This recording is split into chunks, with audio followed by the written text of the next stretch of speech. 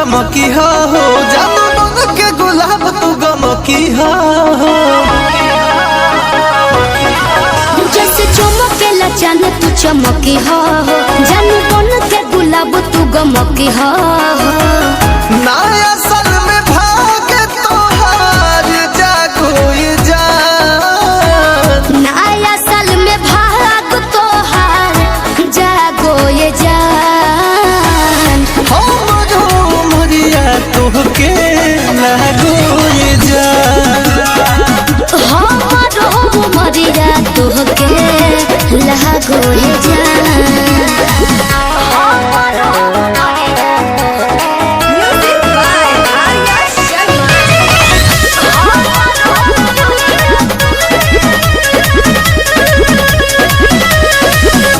दिल से ही दुआ भगवान से करीले किस्मत दिन दिन खिले, किस्मत दिन दिन खिले। करीले बीस एक बहुतिया कहिले तोहरा हर चीज मिले जान, हर चीज मिले।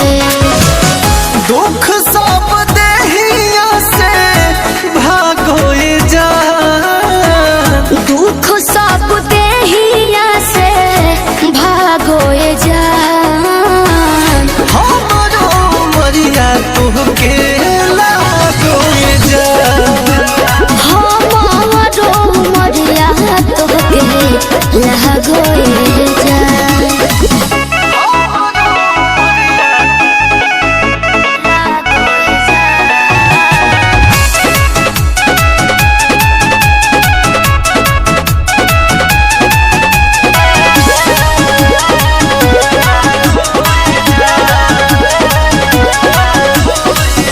खुश रह जान तोहरा जिंदगी में सुख के बरसात होखे हो, बरसात होखे हो।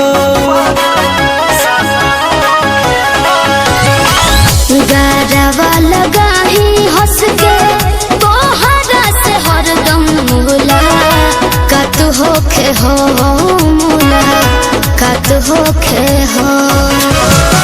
केहू